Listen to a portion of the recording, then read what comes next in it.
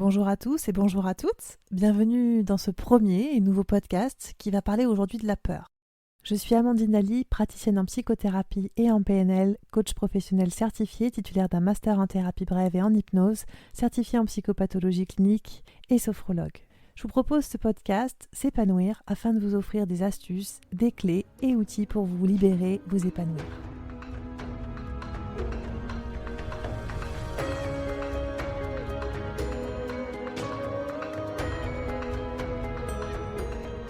Alors pourquoi le sujet de la peur ? Pourquoi avoir choisi ce sujet ?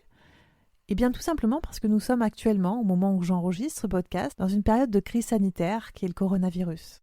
Et je trouvais intéressant de comprendre les mécanismes de la peur, à quoi elle sert, quelle est sa fonction, qu'est-ce qu'elle génère de positif pour nous, et de la même manière, quand elle n'est plus appropriée au contexte, à la situation, et qu'elle engendre de ce fait des sensations désagréables, des sensations d'anxiété parfois ou d'angoisse, de pouvoir la gérer, la canaliser.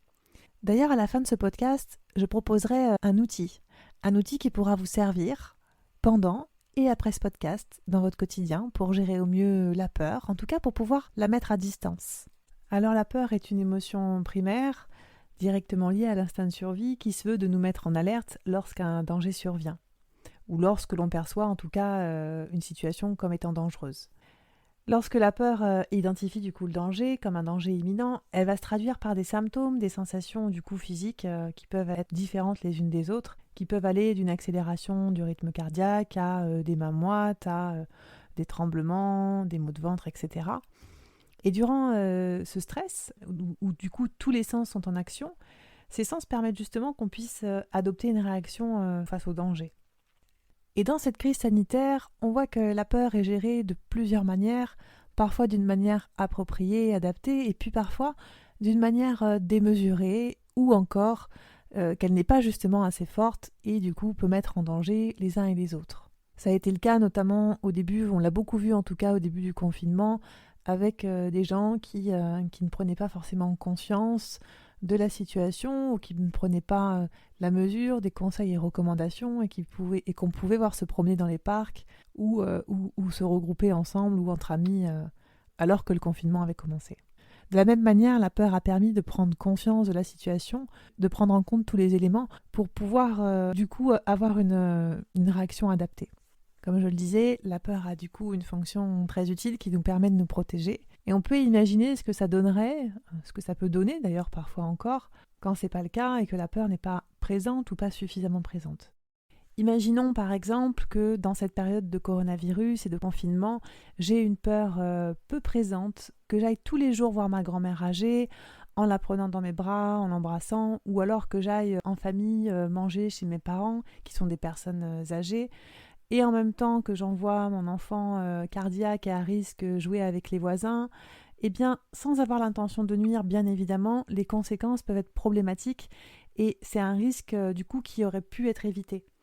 On est bien d'accord qu'en temps normal, ces comportements ne sont pas des conduites à risque, mais pour le coup, on peut se demander si à l'heure de cette crise sanitaire, ces comportements sont les mieux adaptés au contexte. D'un autre côté, si la peur s'exprime de manière forte, elle peut aussi créer un état de stress latent et être du coup quelque peu bloquante si on se focalise dessus. D'ailleurs, si vous vous rendez compte que la peur d'attraper le virus en ce moment s'exprime au point de ne pas sortir de chez vous pour notamment, je sais pas moi, déposer la poubelle devant la maison, alors prendre de la distance et du recul sur les pensées devrait vous être bénéfique. Car la bonne nouvelle, et oui parce qu'il y a une bonne nouvelle, c'est que vos pensées nourrissent vos peurs.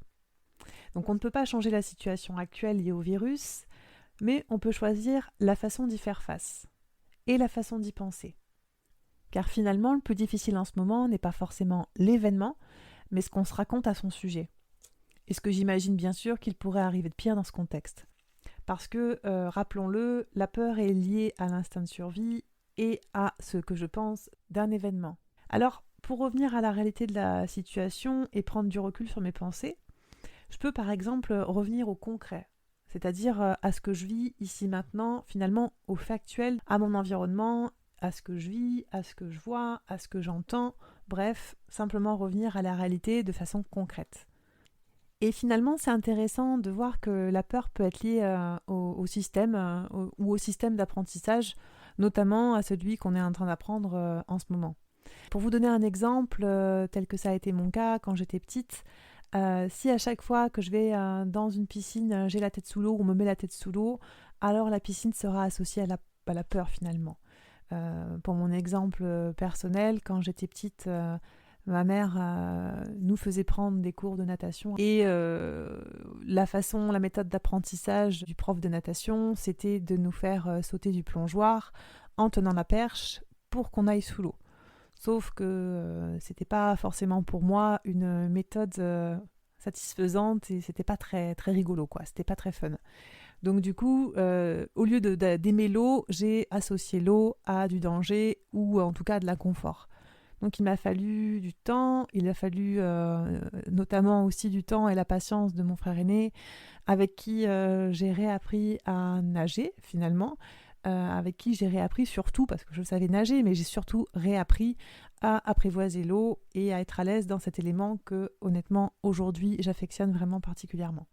Mais si j'étais restée dans ma peur et dans l'évitement de l'eau et du contexte désagréable, ou en tout cas dans une limite qui me paraissait raisonnable, du coup sans me tremper au-dessus du ventre, alors d'aujourd'hui, j'aurais pas progressé. J'aurais donné raison à ma peur, je l'aurais nourrie et alimentée finalement. Donc si j'étais restée dans l'évitement, parce que l'évitement, tout comme le fait de se sentir bloqué ou de se mettre en position d'attaque face à la peur, sont des tentatives de solution pour l'éviter, pour éviter cette émotion désagréable qu'est la peur, qui est liée à la peur. Et c'est intéressant de voir que ce comportement d'évitement, on peut le mettre en place assez fréquemment en se donnant, quand on le fait d'ailleurs, toutes les bonnes excuses de le faire et toutes les bonnes raisons de le faire. C'est le cas par exemple si avec la peur d'échouer, admettons que je recherche du travail, j'évite carrément d'envoyer ma candidature ou j'évite de me rendre à l'entretien d'embauche. Voilà.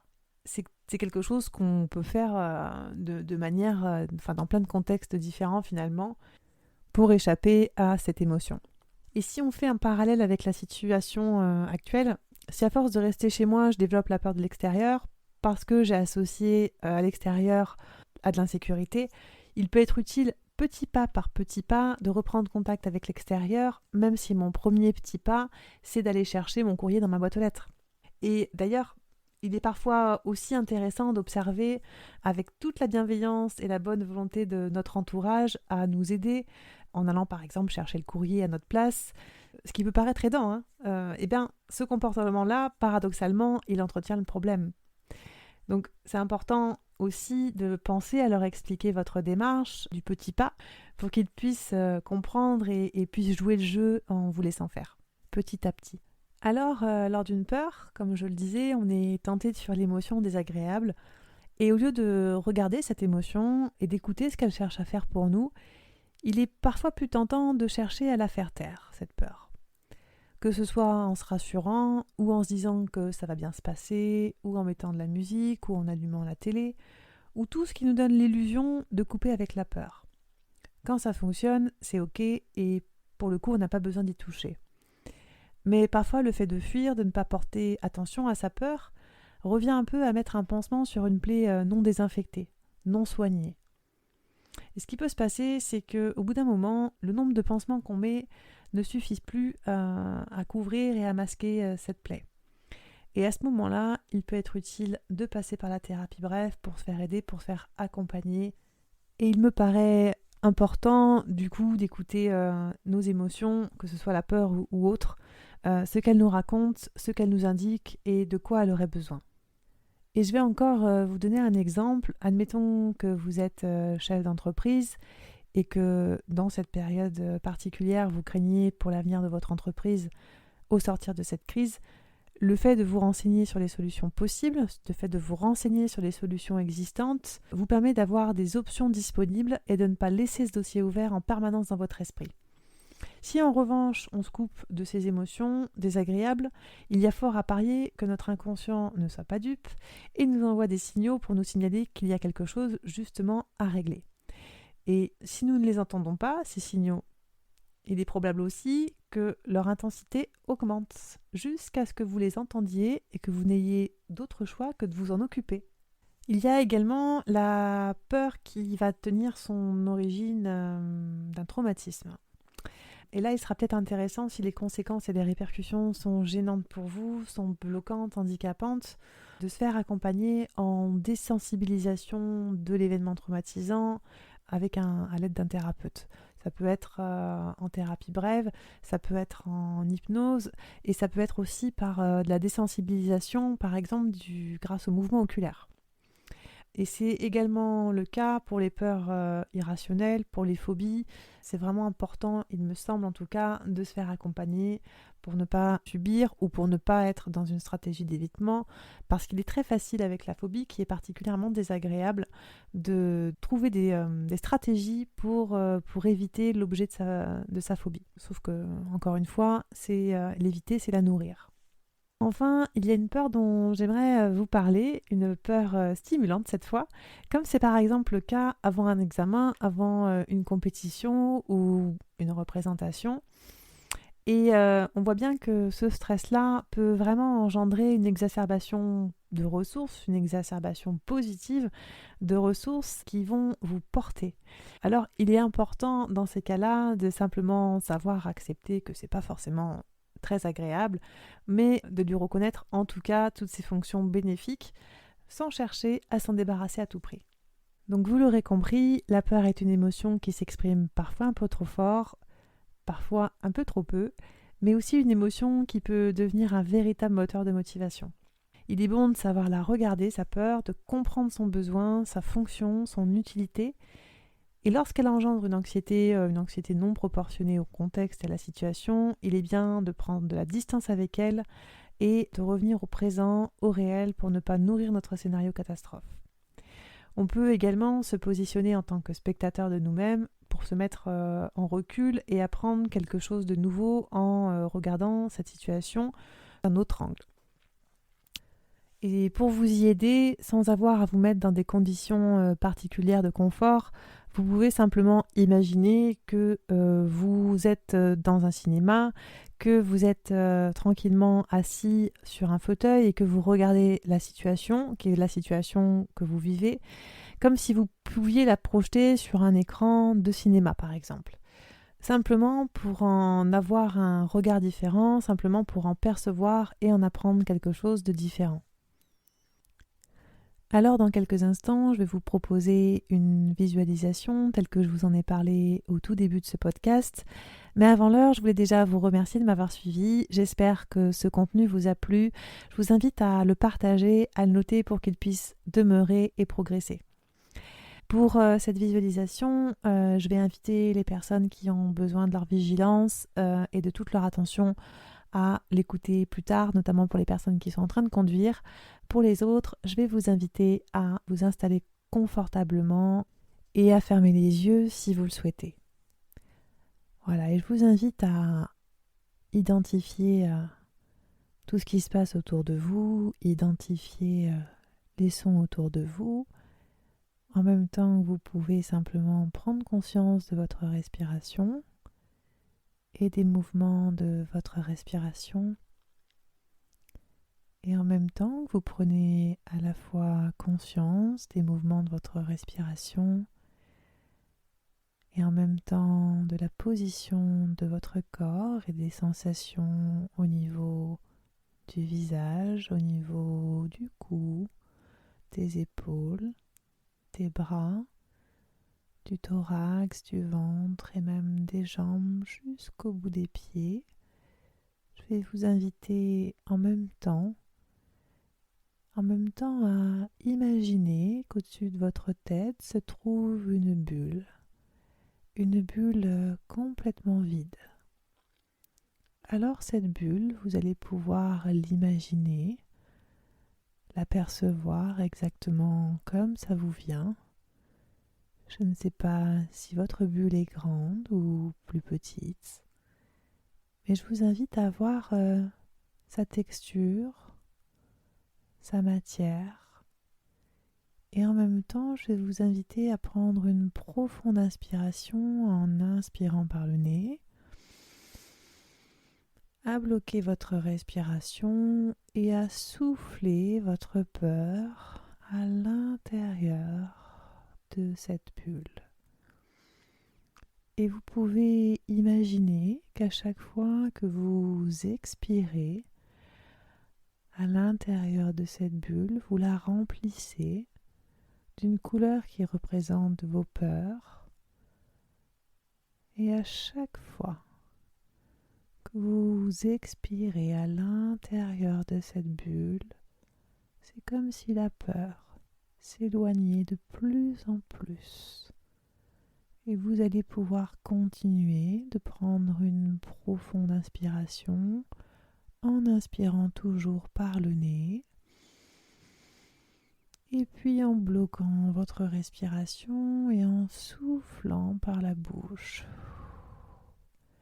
jusqu'à remplir totalement cette bulle avec la couleur qui représente votre peur. Et une fois que cette bulle est complètement remplie de votre couleur qui représente la peur, vous allez pouvoir mettre cette couleur à distance et la faire s'éloigner jusqu'à disparaître de plus en plus loin. Et alors que votre bulle demeure à nouveau complètement vide, au-dessus de votre tête, je vais vous inviter maintenant à mettre à l'intérieur une couleur qui représente la détente, une couleur qui représente ce que vous avez besoin d'y mettre. Et vous pouvez imaginer qu'à chaque fois que vous inspirez cette fois, vous allez vous remplir de cette couleur. Et en même temps que vous vous remplissez de cette couleur, de ce calme, de cette détente, vous allez pouvoir ressentir de quelle manière cette détente s'imprègne de plus en plus à l'intérieur. Et vous continuez à inspirer cette couleur à chaque inspiration jusqu'à vous sentir complètement rempli de calme, de détente. Voilà, et vous pourrez utiliser cet outil dans tous les moments où ce sera nécessaire pour vous. Et je vous dis à bientôt.